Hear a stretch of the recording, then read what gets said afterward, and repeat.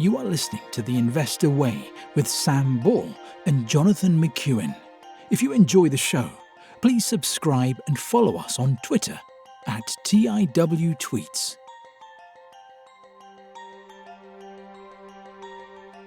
Hello, welcome to The Investor Way with me, Sam Ball. It's the 29th of March 2026, and I'm joined by my co-host John McEwen. On this week's episode, we'll be discussing Dominos, Persimmon, Supermarket Income REIT, D Wetherspoon, TrustPilot, and our US company of the week is Sunbelt Rentals. John, should I kick us off with Dominos? Yes, and it's one that you own, Sam. Yeah, so following last time, I decided to start building up a position. It's not a huge position, but the thesis was, as we discussed last time, it's gotten very, very cheap. The yield's very good. It's very well covered. Although Domino's itself is pretty saturated, they're looking to acquire a second brand, which I thought was quite interesting because I thought if they could, and they were going to buy it out of earnings. So I thought, well, if they can buy a second brand, apply that knowledge and expertise that they've got from building up Domino's to it, potentially you'd hope that could go quite well. So that was what drew me in. So let's see how they're getting on. So system sales were up 1.5%. Group revenue was up 3.1%. Underlying EBITDA was down 6.6%. Underlying basic earnings per share was down 13.7%. And statutory basic earnings per share was down 34.1%. The dividend was raised by 2.7%. And of that EBITDA, which was down 6.6%, they said the key drivers of the decrease are supply chain, lower volumes in the second half, and gross profit margin decline due to mix and higher rebates, and overheads, the impact of investment in skills and capabilities.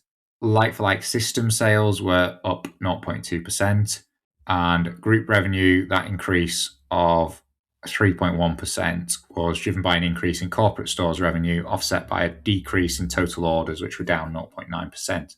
Interestingly, although total orders are down, their share of the pizza takeaway market and the UK takeaway market overall has increased. So it does seem to be a market problem rather than a Domino's problem in their defence. And like-for-like orders were down 2.3%. They had 31 store openings, which was slightly ahead of revised expectations. Net debt was 284.6 million, again in line with the guidance. They've impaired Shorecal by 10.4 million, which is partly why the earnings are down so much, because that impairment's gone through the P&L.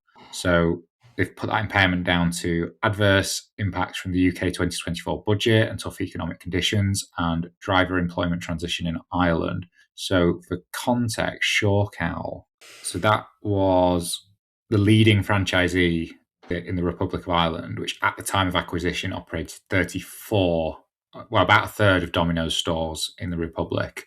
So Domino's acquired the full thing, and that's been written down 2 years later, which isn't ideal. They had 6 million of transaction costs in the year, which also didn't help the earnings. So expenditure on transactions that ultimately did not proceed, with the potential for some future costs which are not anticipated to be material to the group's financial position. And they said all work on second brand initiatives has been ceased, which is obviously very disappointing for my thesis and my investment reason. And they also disposed of a 25% stake in one of their franchisees, Full House, for 17.6 million, which generated a £9.9 million profit. As mentioned before, they had market share gains. So UK takeaway market increased by 0.3 percentage points to 7.3%. And UK pizza takeaway market increased by 7.5 percentage points to 52.6%. They've sustained industry-leading delivery times, with the average time across the UK down from 24.5 to 24.3 minutes. Despite the write-down of Shorecal, they still believe that attractive growth opportunity remains in Ireland due to under-penetration versus the UK. So for context, in the UK, there's a Domino's store per 50,000 people. In Ireland, it's more like 70,000. And in March 2025, they purchased an additional share of Victor DP Limited, bringing their shareholding to 70%. They've had a positive customer reaction to the introduction of chicken dip following the nationwide rollout. Strong execution of product innovation pipeline with encouraging reaction to new products such as Ultimate Indian Feast. And for the 2026 financial year, the expectations are for underlying EBITDA to track in line with current market expectations. New store openings are expected to be around the same level as 2025. And the positive momentum experienced across the 2025 Christmas trading period has continued into the first 9 weeks of 2026.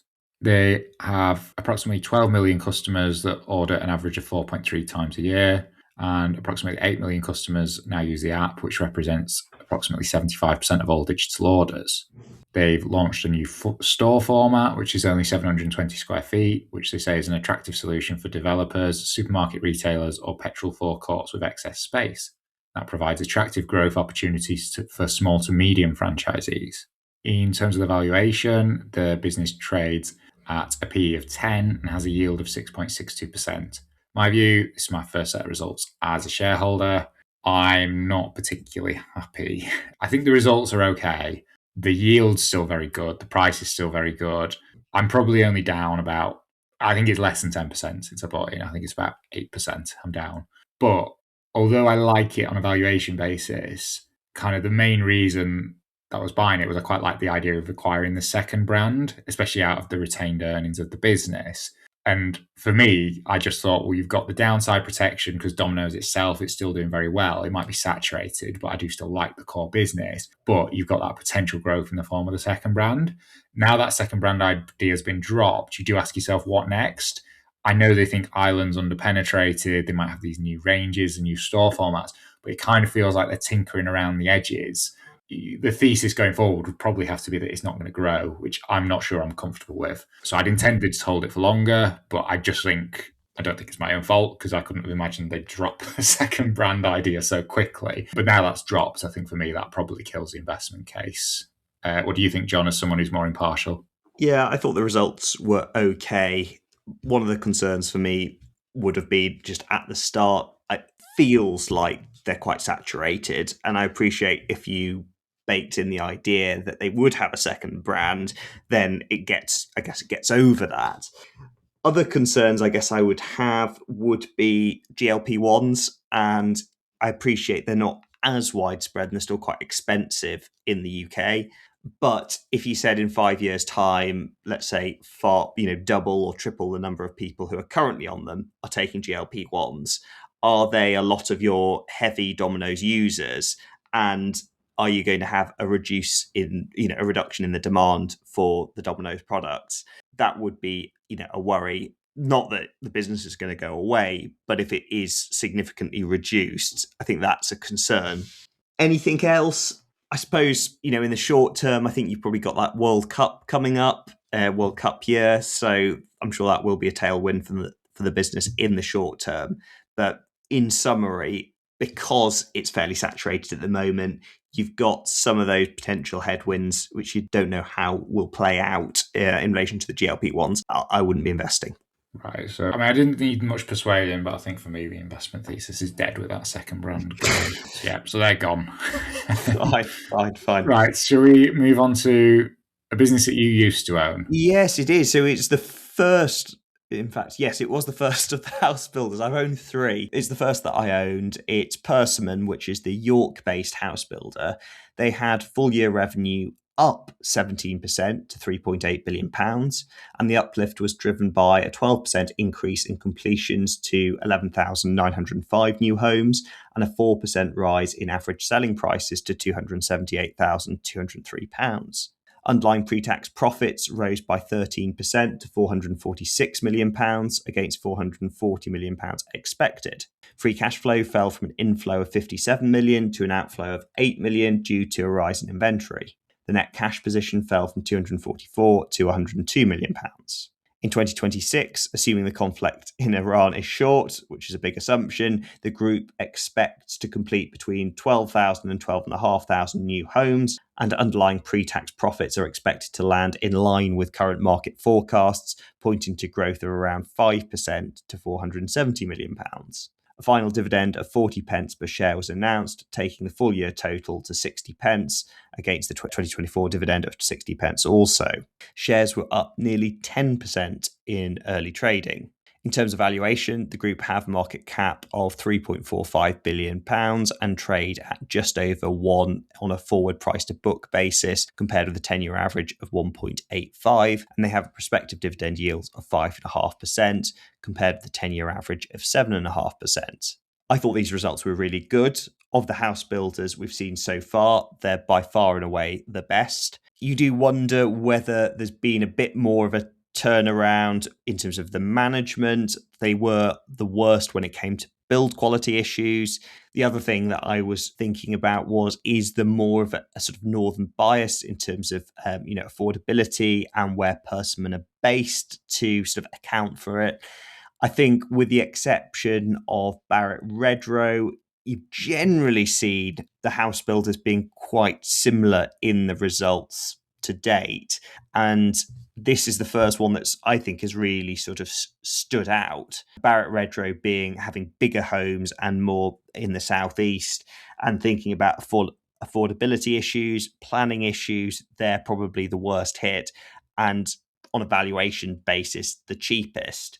But no, as I say, I thought these results were good. Hesitations, I think, where the results have fallen here, it is just before we see what is going to happen with the Iranian situation, and whether there is going to be sort of huge build cost inflation down the line. I know we covered Ibstock and things like the cost of bricks associated with the cost of energy, rising interest rates, stagflation, planning issues ongoing, and you wonder what will happen if the Iranian situation continues and these things do come down the line, the next budget too. And it's difficult to see it becoming easier for the house builders, particularly if things in Iran continue for longer.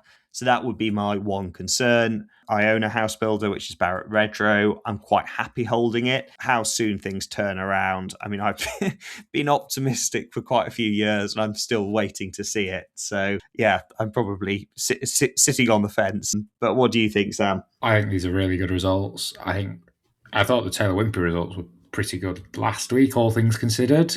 Revenue is pretty similar to the figures Taylor Wimpey was putting up, but Taylor Wimpey had struggled on the cost side, whereas Persimmon haven't. So yeah, like you say, it's probably because they're at that lower end of the market. But yeah, really, really strong set of results. I think we've seen the house builders kind of yo-yoing now for a few years.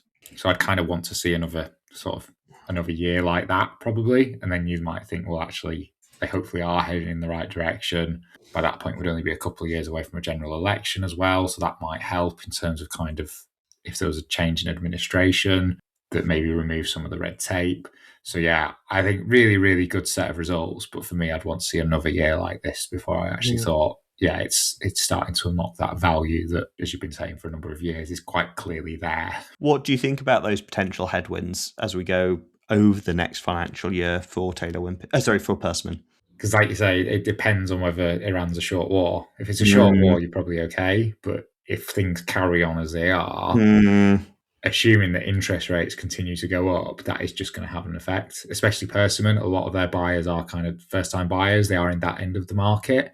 Yeah. So if it causes affordability issues, it kind of doesn't matter how good a job management are doing on the cost side because the demand side disappears. So yeah, I think it's outside of their control, but I think a lot of it does, like you say, depend on how long the Iran war is and consequently on the interest rates. Yeah, no, fair enough. Okay, Sam, shall we move on to a business? Well, I was going to say that's hopefully less affected, but that'll be a discussion afterwards. Supermarket Income REIT. Yes, and one that we both own. Yeah. So, Supermarket Income REIT, clues in the name. So they are a REIT and they let out kind of the big supermarket buildings to supermarkets. So they have come out with their half-year results for the period ended 31 December 25, and the annualized rent was up 11% to 132 million.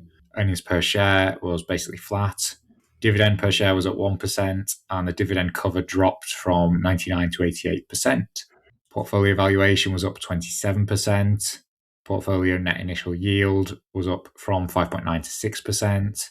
Net asset value per share was down slightly to 88.4p a share, and the loan to value was up by 14% from 31 to 45%. So no clues for guessing what's happened there. The portfolio value is up 27% and the loan to value is up 31 to 45%. So they've taken on some debt and they've gone out and acquired some more properties.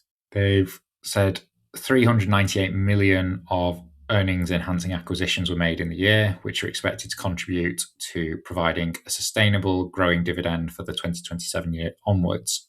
The movement in earnings is a temporary reflection of asset transfer into the joint venture, which is a joint venture with funds managed by Blue Owl Capital, and that stands at 845 million now. They've said that will unwind following the reinvestment into new assets and the one-off impact of the proactive decision to refinance and extend the terms of debt broadly in line with the current incremental cost of debt. So that's good. At least the extra debt is in line with the current debt. They did a debut bond issuance in July 25. They've said the portfolio value actually increased by 1.3% on a like-for-like basis. And they're now targeting a sustainable minimum dividend uplift of 2% per year for 2027 onwards. They've highlighted a strong pipeline of opportunities of over 500 million of high-quality assets in the grocery property investment universe, while maintaining a core focus on UK omnichannel supermarkets. The company is leveraging its sector specialism and relationships to grow within the wider grocery real estate space. This includes further investment in grocery-anchored retail parks and European supermarkets, whilst the company is also exploring opportunities within grocery distribution. And if we go into some of the key transactions, which I think just gives a nice flavour of kind of what they've been up to in the year and also what they do for anyone that's not that familiar with them. Asda sale and leaseback. So I think this is quite an interesting one because I would suspect if Asda and Morrison's carry on down the route they are, there might be quite a lot of deals to be done with them over the next few years. So that's potentially quite a good opportunity. But in November 2025, they announced the £196 million acquisition of 10 omnichannel supermarkets, let to Asda at a net initial yield of 7.4% through the joint venture. The team handpicked the 10 preferred stores from a wider 20-store portfolio based on its assessment of catchment dominance and strong alternative occupier case. Supermarket Income REIT contributed 98 million to this acquisition, reflecting its 50% share in the joint venture. Sainsbury's convenience stores, October 25, 15.3 million acquisition of 10 convenience stores, completed as the net initial yield of 6.1% for 15-year index-linked leases, representing a 50 to 75 basis point spread to similar leases on a large store format. The expansion of the investment universe into convenience has allowed us to capture relative value. Carrefour sale and leaseback, November 25, €123 million acquisition of 20 omnichannel supermarkets, let at an attractive net initial yield of 6.6%. This continued the rollout of our Carrefour sale and leaseback program is a testament to the strong relationship we've cultivated with the operator. The portfolio in France is now of significant scale, standing at 235 million across 46 assets geographically diversified across France, and 182 million in secondary acquisitions. We continue to identify attractive opportunities in the secondary market in line with our core investment criteria, demonstrated by our acquisition of 6 further assets at an average yield of 6.1% for 12 years of income. So in terms of the valuation, business trades at a P of 13, a dividend yield of 7.83% and an 11.5% discount to net asset value.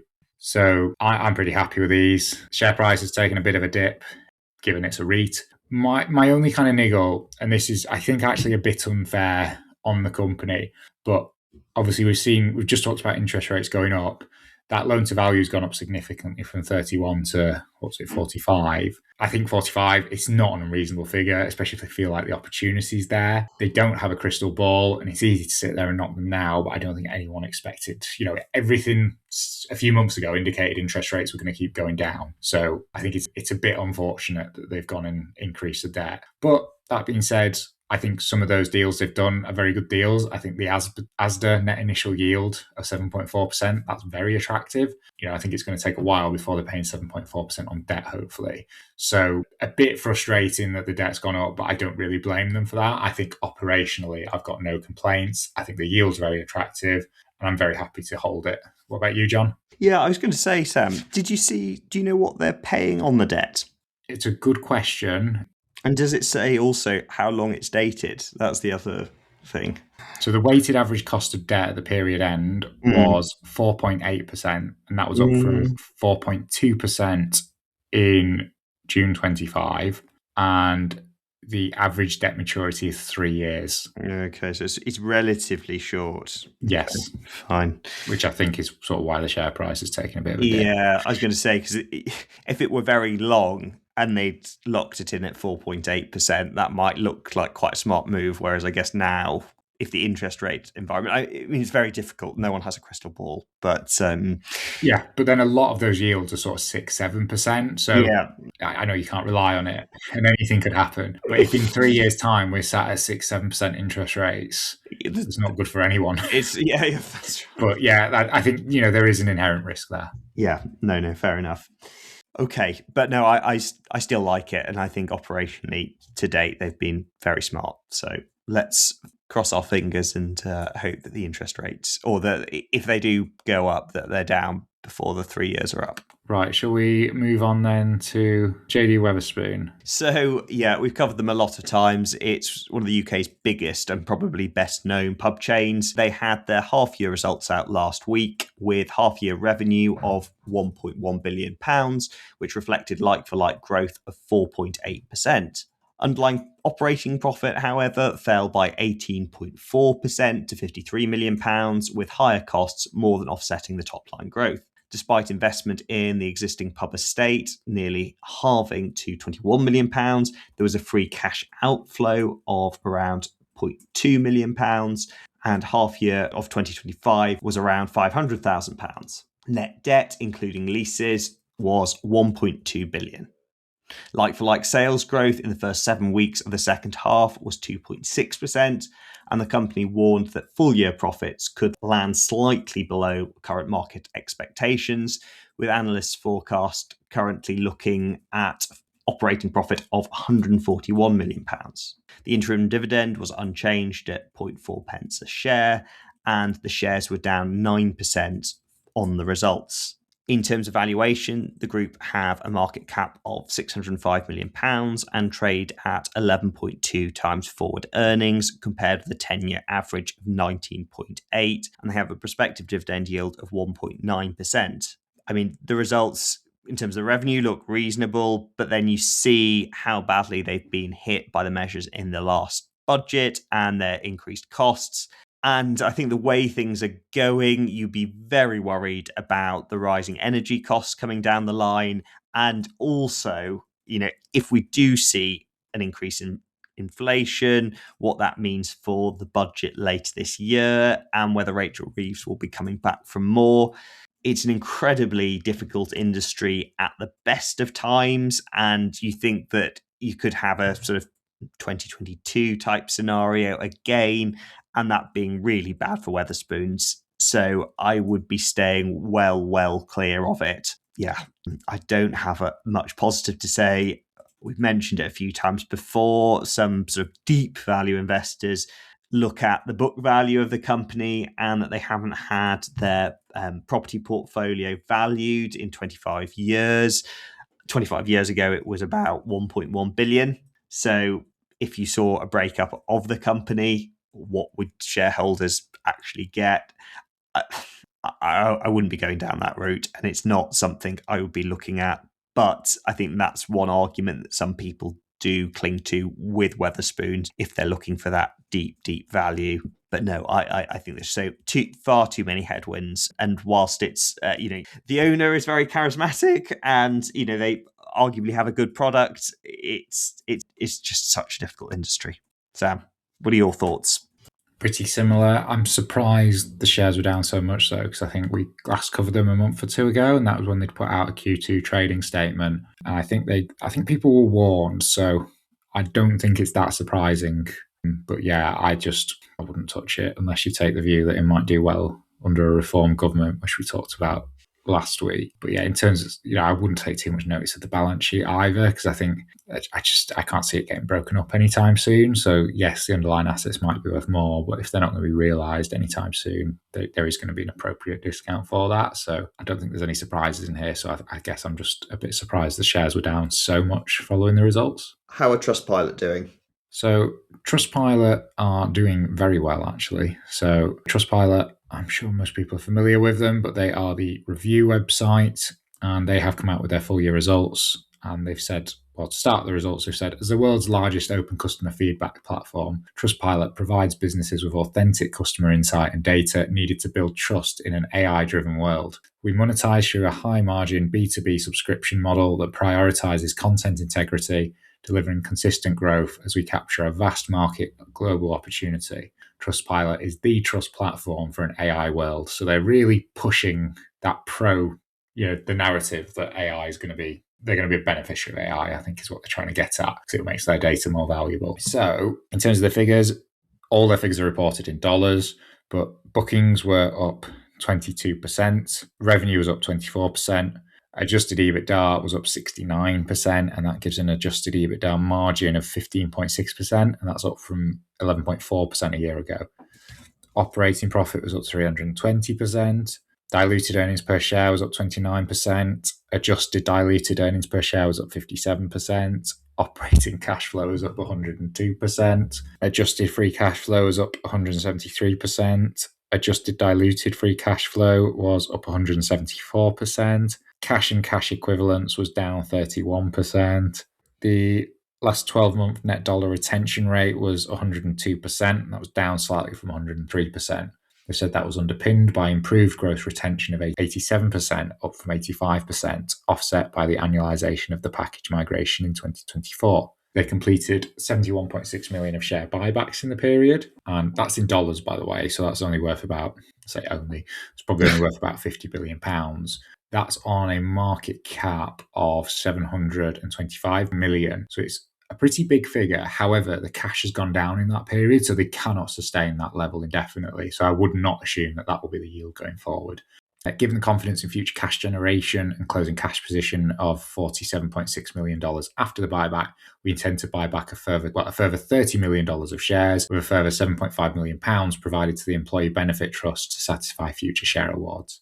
The outlook, they've said revenue is expected to grow in the high teens, reflecting strong 2025 bookings and the expected 2 to 3 percentage point improvement in adjusted EBITDA driven by operating leverage. And then in terms of medium-term growth target, they said they continue to expect to deliver at least mid-teens revenue growth each year. And given the opportunity AI offers our business and operating leverage, expect to reach 25% adjusted EBITDA margins in 2028 and 30% in 2030. And just going back to it, that would be basically a doubling of the margin from where they are now, as well as the business growing sort of 17% a year. Well, mid-teens, they've said, at least 15% a year in the next 4 years as well. You don't need to be a brilliant mathematician to work out that those earnings could go up a lot. If you look at them over the last 5 years, if we look at their revenue growth since they listed, 13% 2022, then 18%, 19%, up to 24% this year, saying it's going to go back down to mid-teens and kind of stay there. But it's actually, they're putting up the same kind of figures they've always been putting up. So they're not really expecting any slowdown at the minute. Operating margin, that's gone from negative 18% to 6%. And I know they'd like to talk about adjusted EBITDA instead, but if you assume that's broadly similar to the operating margin, that's expected to double in the next few years. And I think if that operating margin doubles to 12%, I think there's still a lot further it can go. AI, they have said that their strategic focus has driven a dramatic rise in large language models exposure, with click-throughs from AI search up 1,490% year over year.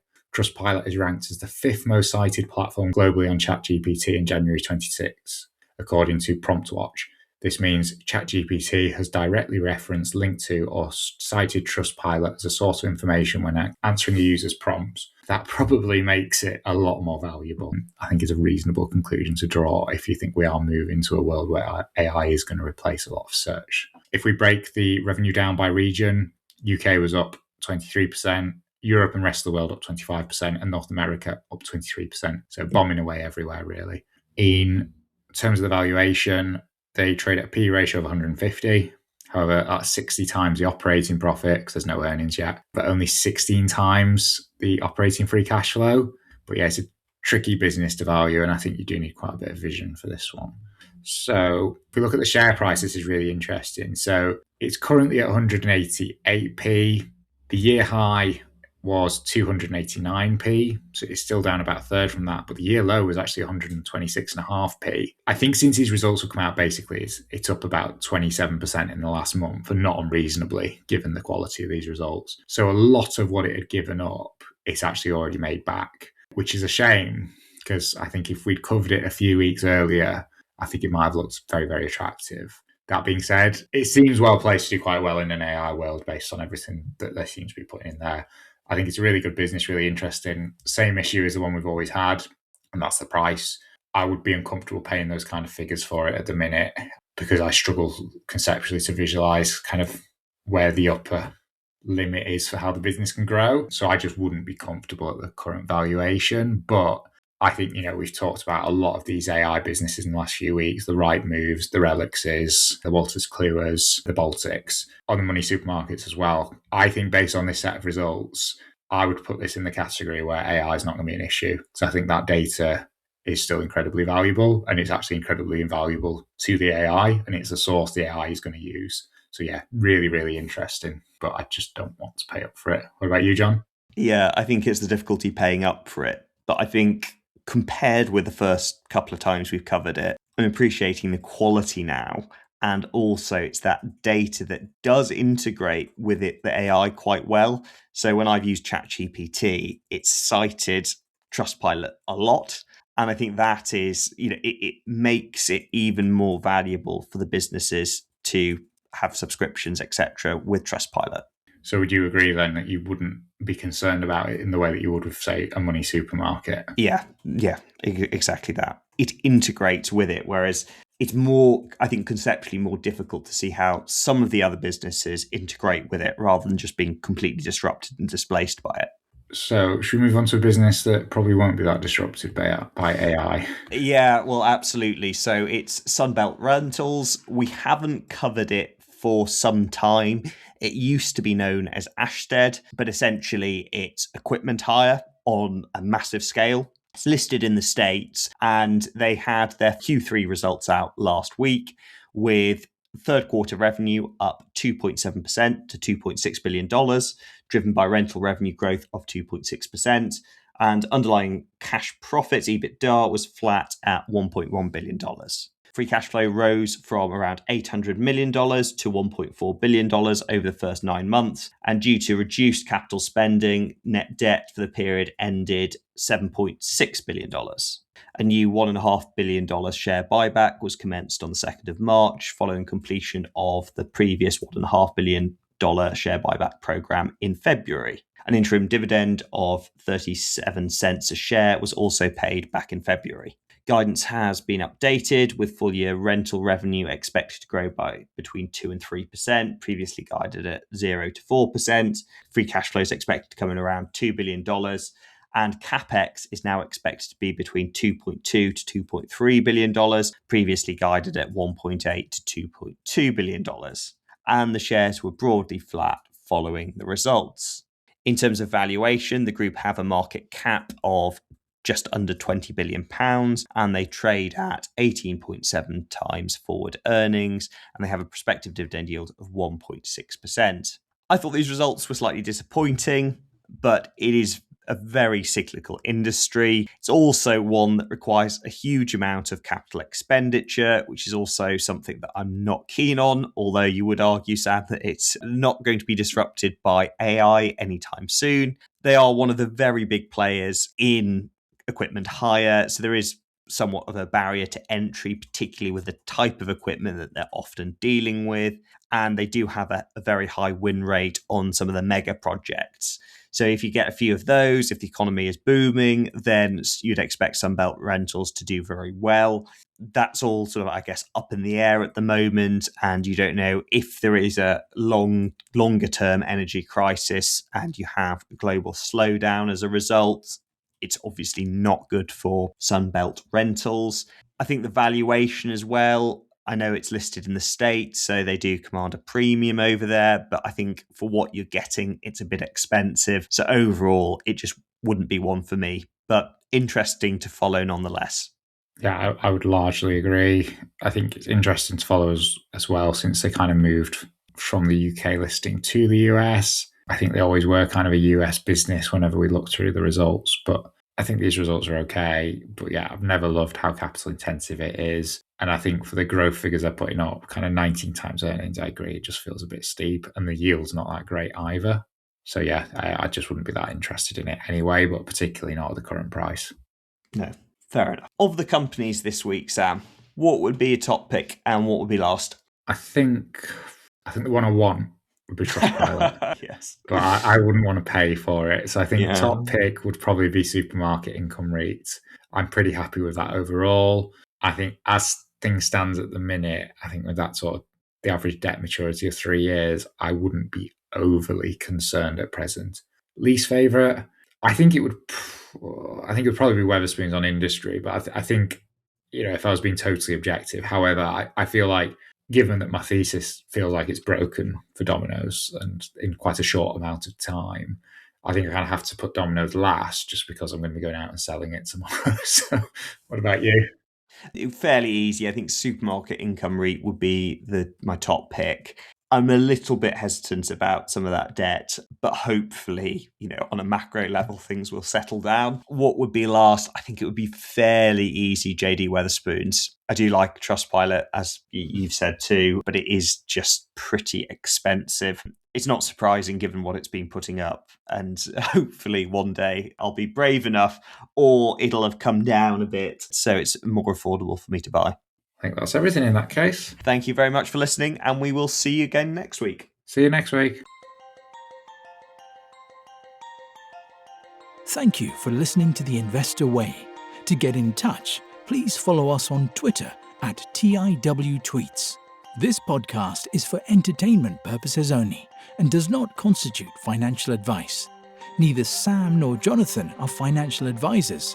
For investment advice, please consult professional advisors.